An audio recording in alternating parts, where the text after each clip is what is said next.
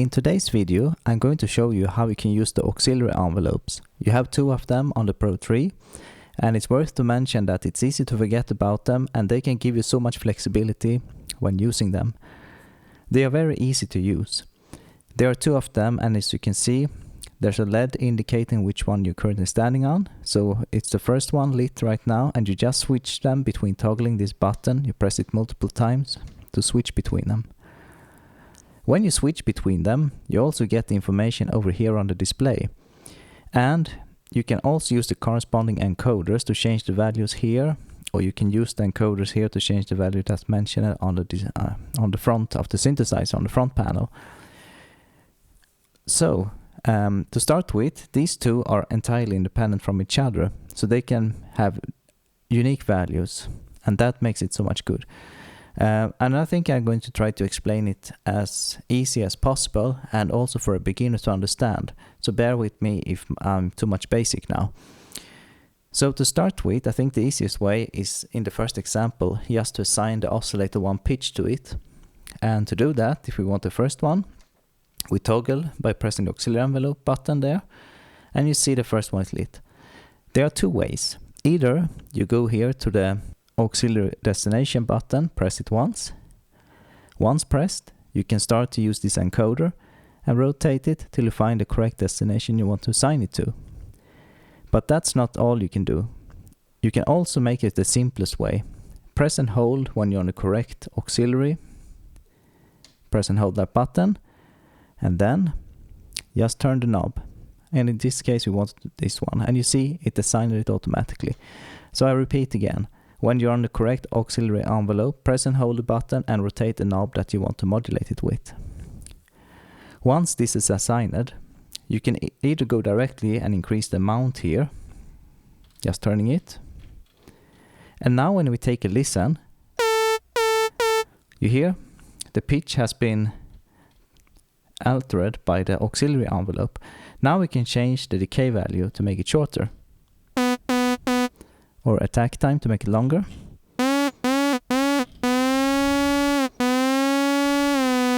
And what's happening now is that the auxiliary envelope is now modulating the pitch of oscillator 1.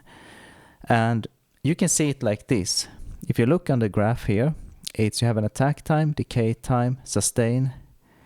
When you increase the sustain, it looks like that. So think of it like this. As the time increases, the value will increase over time, and that controls the pitch over time. Since we were assigning the amount, as you can see here, to a positive value, it will increase it positively. You can put it on a negative value to go in the opposite direction, like this, or select. And the more you put amount, the more it will be modulated. So that's how easy it is. But it doesn't stop there. You have some cool parameters here. One of them is the loop. Looping is like when the envelope has been reaching the decay state, it will retrigger again an attack and continue like that in a loop. So to explain this most simple, I'm going to put less sustain, and listen now. It became a bit, let's see. I did something weird here. Okay, let's go to the menu. Press this one. Loop was off, I didn't turn it on. Now I rotate the encoder here. Listen now. Now it's repeating attack and decay time continuously. And you can use this now very creatively as an extra LFO, actually. Because basically it's like, how to say, a ramp now that goes up and down, and if you reduce the decay time much more, this will behave like a sawtooth. And if you release the attack time over time,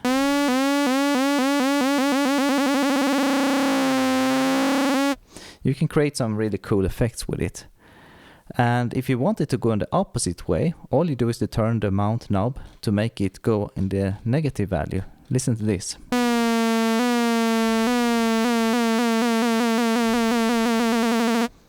That's cool.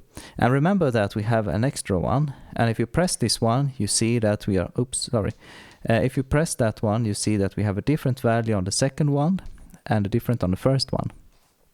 And I'm going to give you some good ideas how you can work with this one. To start with, if you want to get into these values without changing them, if you want to display them on the screen, there are two ways you can do. Either switch between the auxiliary envelopes and then select the different page here that you want to change of it. You have destinations, you have the ADSR, the value of them, and you have also that you can change the amount here, velocity on off, and you can change delay also. What the delay does is that delay will make the envelope wait a time before it starts to act. If you listen to this, let's see if I'm on the correct one first. It was this one. And then if I put a delay and increase it, it will take time before it starts. Listen.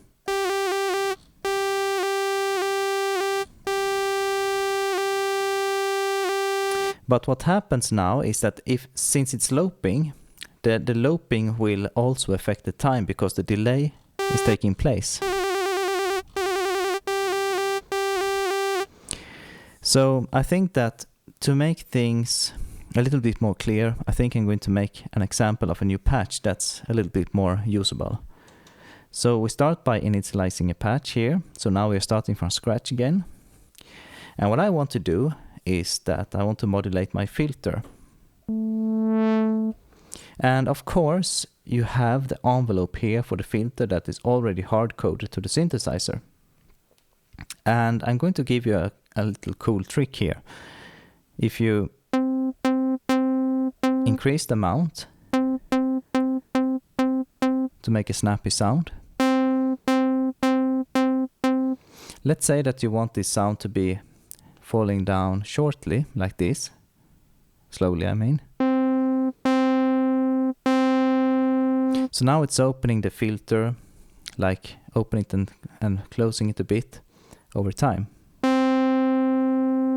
It starts from a high value and go back to original value, which is the position right there. And imagine if you want to have something more like clicky sound, and if you already use this one, but you want to add one extra. Remember that you can add extra upon each other because they are stacking up. So for example, if we take this auxiliary envelope, and if I press and hold and rotate the cutoff, then we assign it to the cutoff. And then I can either start using the mount buttons here and these parameters, or I can enter this here and I can take amount, go that way, or I can take the more simple way to just rotate this one to select the mount. And if I want to change the time, either I start rotating these encoders here, or I can go to this menu instead, this one, and you have the same here. So this will correspond to these 4 encoders here. It's exactly the same, but it's much more easier, convenient to go this way. Okay, so let's make this way, way, way short as a click, like this. Let's have a listen now. I reduce the amount to 0. I increase it heavily. And I can reduce the slower decay here. Now you get the point where I'm trying to get. Where I'm trying to get, I mean.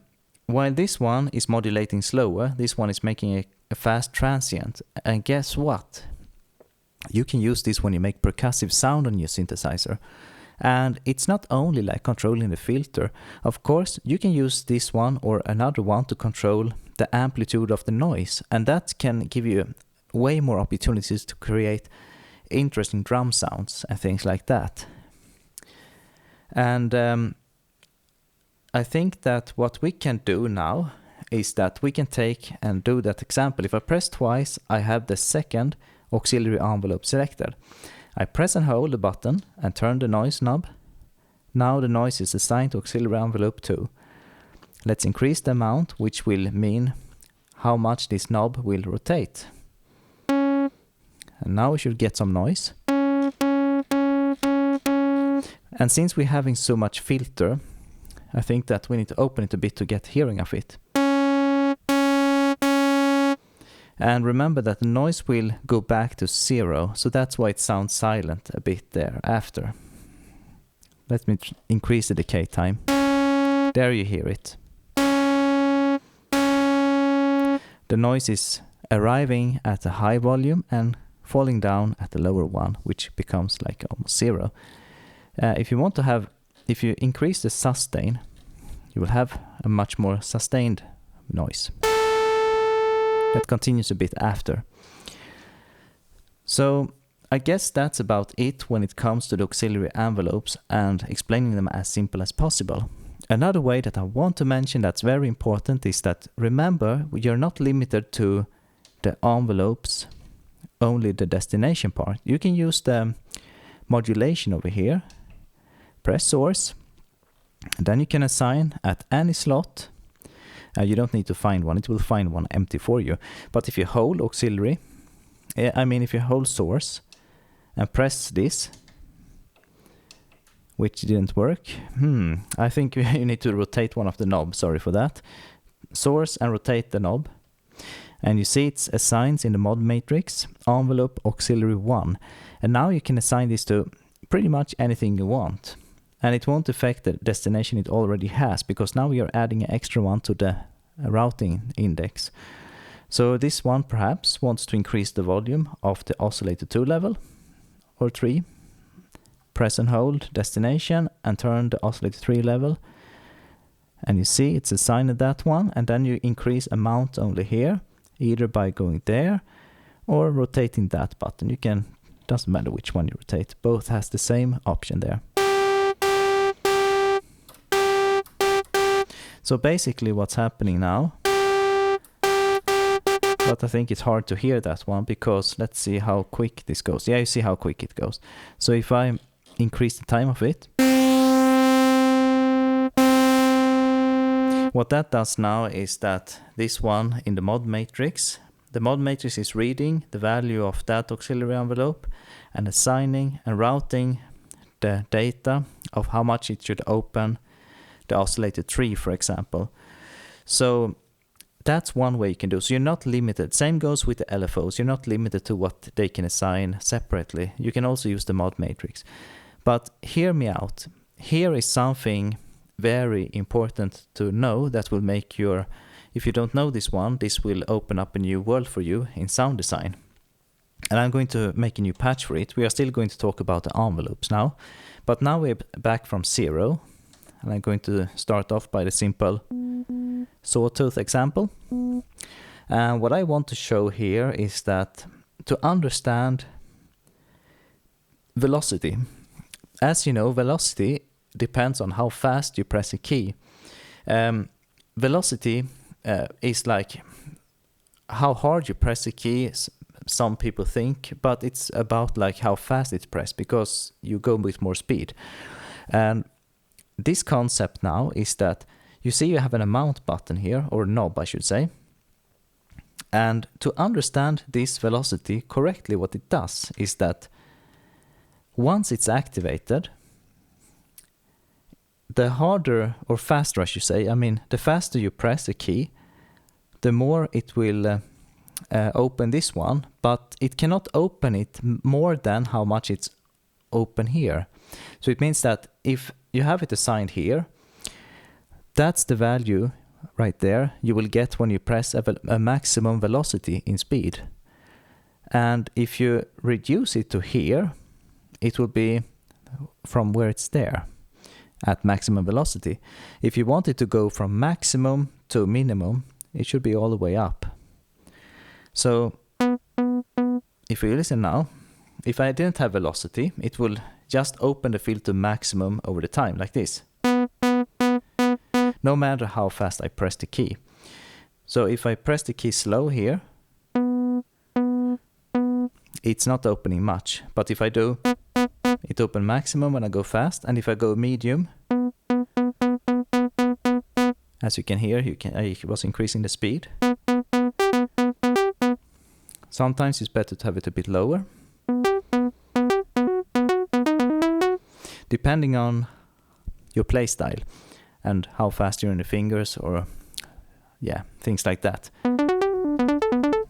So that's a really nice one. And remember that I talked about the loop function in the auxiliary envelopes here. The filter envelope here, you also have that option. So if you rotate this little fellow, you see here on display you have loop off. You can rotate it to loop on. And same goes in this menu. You hear it's looping. So when a decay is reduced, it will loop faster.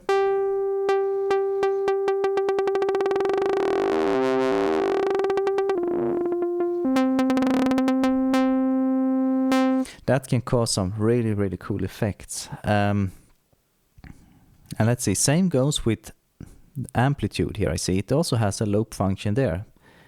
And if you want to, a quick tip, if you don't want to change the values of this to get to the menu, it's very easy. You just press this show button over here, press and hold, turn the knob that you want to display the value on, and you get to that menu. You see, auxiliary, filter, now we are there, amp, or the filter cut off, and just release. You see this is not lit anymore.